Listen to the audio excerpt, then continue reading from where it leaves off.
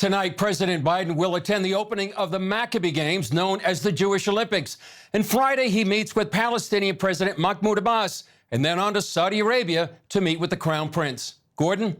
Well, Chris, the Jerusalem Declaration is being called by the administration the centerpiece of his Israel trip.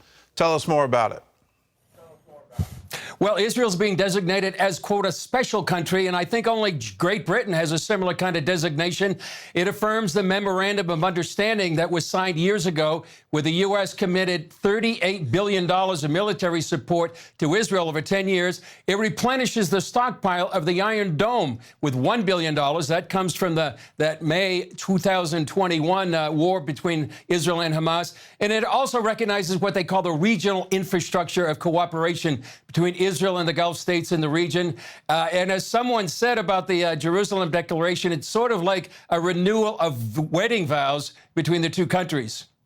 Well, given the renewal of wedding vows, it seems odd that he's meeting only with Palestinian leaders and doing that in East Jerusalem. And so is that a declaration that Jerusalem is not the undivided capital of Israel? Is he going against the very vows he's making? That's exactly right. It's almost like there's another suitor at the altar right now, Gordon. He was, by the way, President Biden, he has a history of this. Back, the Resolution 2334 in December 2016, that was when the United States abstained about a resolution that didn't recognize Jewish sovereignty in East Jerusalem.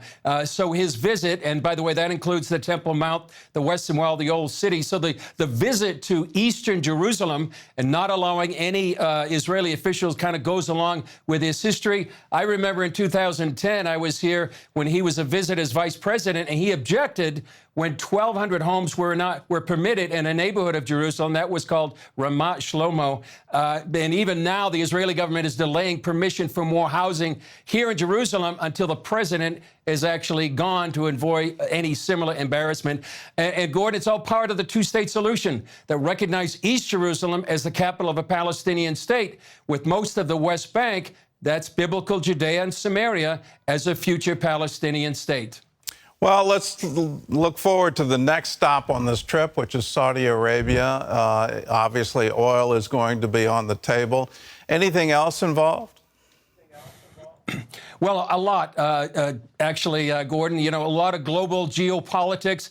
When the Biden administration came in January of 2021, they distanced themselves from Saudi Arabia. And as we reported, Biden called the Desert Kingdom a pariah nation. He released that report sort of incriminating the Crown Prince as responsible for the killing of journalist Jamal Khashoggi. But what happened when they were sort of distanced themselves from Saudi Arabia, Russia and China began to fill that vacuum, and they started courting Saudi Arabia. So part of the purpose of this trip is to fill that gap and to restore relations with Saudi Arabia, which is a major player, obviously, in the region and the world, and draw it away from the orbit of Russia and China. In addition to the oil, Gordon, it's really unclear how much Saudi Arabia can do. They're pumping about 11 million barrels a day right now. Their maximum production capacity is about 12 million barrels of oil. So it's unclear if they're going to go to the maximum level and whether or not that's going to impact the price of gas that you and many others are paying there in the United States. And some feel that maybe instead of going east to Saudi Arabia, Biden should have gone west to places like Midland, Texas, and South Dakota to increase oil production in the U.S. Oh, well said. I will say that our gasoline is cheap compared to what you're paying in Jerusalem.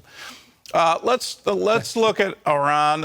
If we're concerned about Saudi Arabia going into the orbit of Russia, Iran is clearly in the orbit of Russia. They're now sending drones and military technology to Russia to aid Russia in the war in Ukraine. Has the administration made a fundamental mistake here trying to negotiate with Iran and now putting on the table, well, we will use a military option as a last resort? What is the timing for that? And is he really serious that he would declare war against Iran to stop them from developing a nuclear weapon? The timetable is very critical, like you mentioned, Gordon. And in addition, I'll mention not only is Iran sending drones to Russia, but also Vladimir Putin is visiting Iran next week. And so that's an interesting alliance that seems to be growing. Now, the timetable is a question of, Israel is looking at Iran right now. They're producing high enriched uranium. About 1,000 high-speed centrifuges are online now. And the IAEA doesn't have eyes on the ground right now. So right now, Israel's looking at two ways. They're looking at the progress of Iran's nuclear program. They're also looking at what the U.S. is doing or allowing Iran to do. And will it re-enter the Iranian nuclear deal? That would give billions of dollars to Iran and mainly guarantee, many people believe, that it would become a nuclear power. And in addition, and we talked about this with former Israeli ambassador to the U.S., Michael Oren, will the U.S. give Israel what it needs if they want to have a military attack? That means air refuelers, maybe bunker-busting bombs. And so that's the question many people are asking. They believe that maybe for the last year and a half, the Biden administration has really been all carrot, no stick. And one Israeli official was quoted as saying, Iran is playing for time as they go through this negotiations. And as long as they believe time is on their side, just like the Rolling Stones song, they won't have to make any concessions. Well, the reason time is on their side is that once they acquire a nuclear weapon, it's game over. Then military options are off the table because the retaliation with a nuclear weapon would be overwhelming. I have to say, is this too little, too late?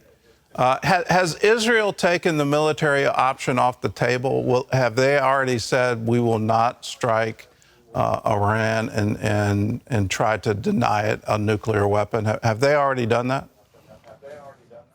No, they haven't, Gordon. In fact, I would say just about an hour ago during the press conference with Yair Lapid and President Biden, that was the one statement that Yair Lapid made definitively. He said that the free world, the West, needs to have a credible military option on the table. That will be the only thing that will stop Iran. And he said also that diplomacy is not enough, that words are not enough. He said that in the presence of President Biden, who really puts diplomacy as the #1 way to stop Iran. So, no, Israel still has the military option on the table. All right. Well, Chris, thanks for the insight and thanks for joining us.